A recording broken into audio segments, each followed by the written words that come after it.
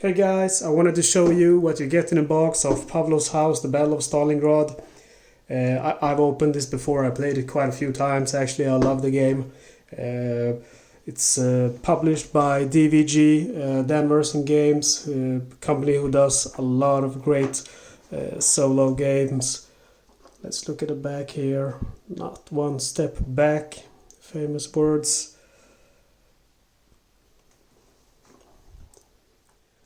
The game components are 140 cards, 100 wooden blocks, 5 sheets of counters, 5 dice, 3 reference sheets, mounted tactical display, rule book, and we can see here the game scale. It says it's a tactical and individual soldiers, players 1 to 3, time to play 60 to 75 minutes, and the complexity is moderate.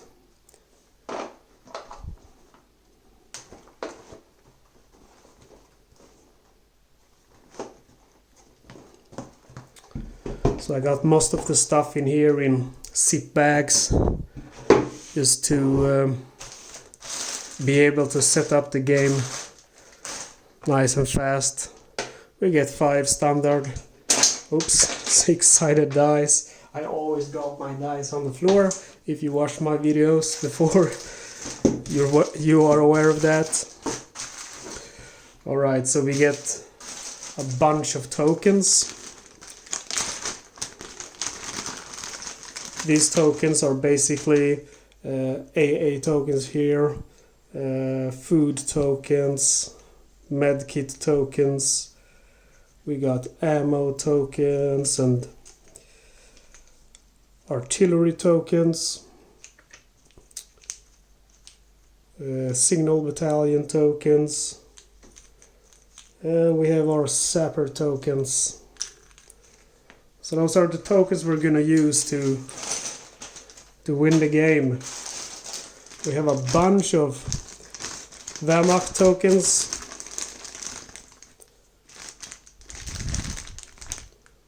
Panzer, machine gunner,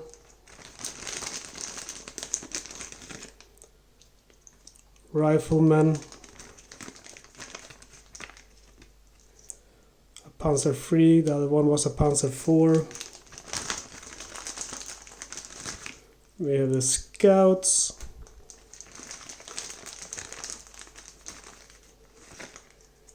And we have a Stug as well.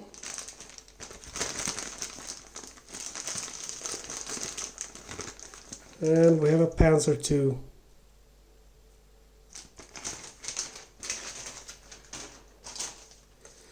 Then we have all our soldiers here, and not all of them have pictures.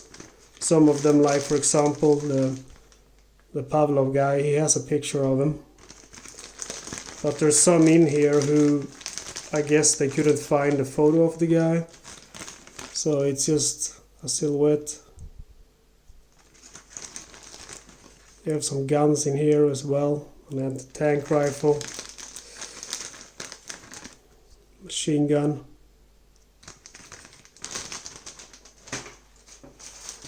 We also get a bunch of these Soviet counters with people who backed the Kickstarter. I don't use them. You can use them if you want to, but if you use one of those, you should take out one of the regular ones. You have a bunch of suppression tokens.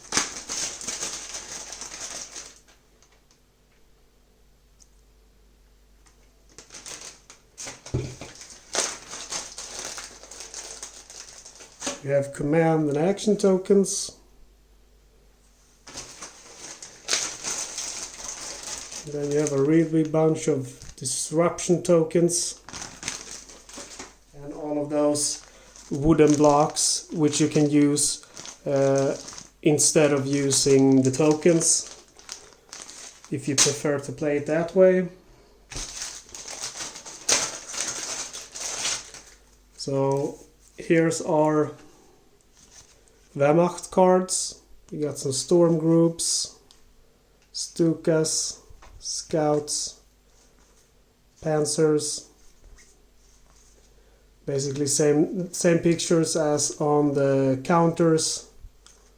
Got a sniper.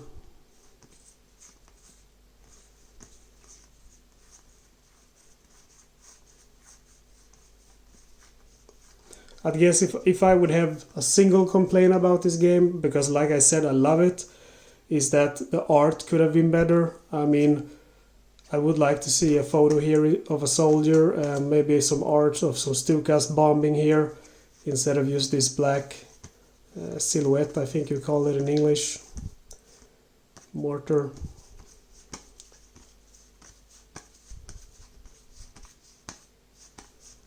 I mean, the Soviet counters are great with those photos. So I don't know why they didn't make these guys equally nice. So we have the Soviet cards here, Fog of War cards. These are the action cards.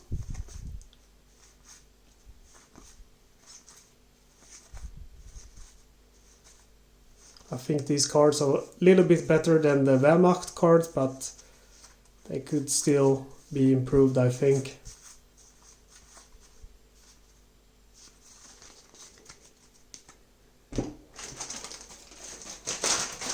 And then we have our game variant cards. So we have the operational support, which is a game variant.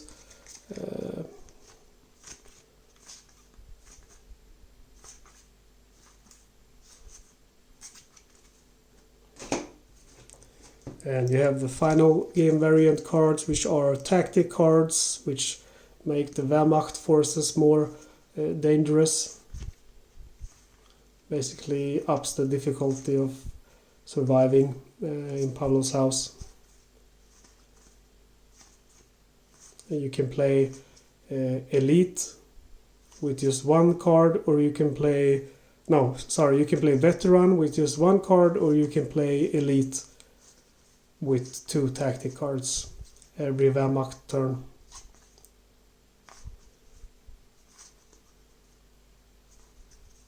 Like roll 1 extra die when making the card attack roll for all artillery cards. Increase the value by 1 for each dice rolled when making the attack roll for an artillery card with attack building effect. So this card are just gonna make it harder. Stuka's getting more powerful here. Add 1 to the defense value for junkers. Increase the number of junkers on each card by 1. Whew.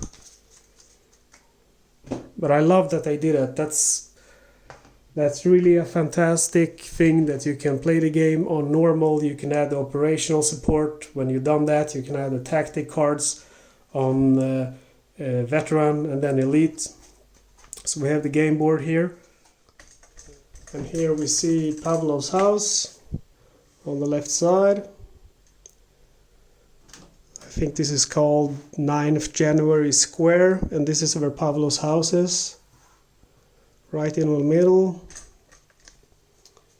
And the 62nd Army Operational Support part of the map.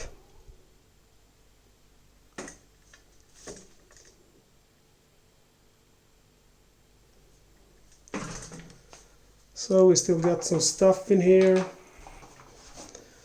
We got the rules book, Pavlov's house reference sheets, another card, and this is a card you would add to the game if you want to play competitive.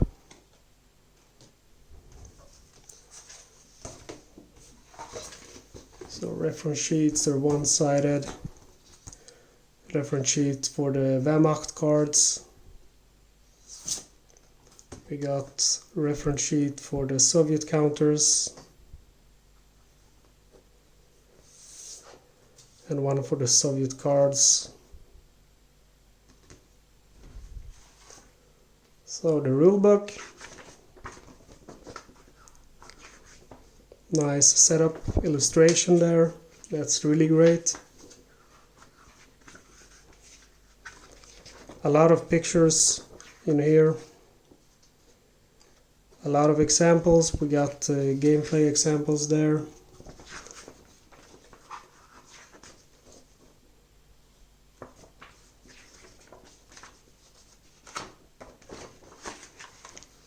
It's about, let's see, 30 pages of rules, so not very bad.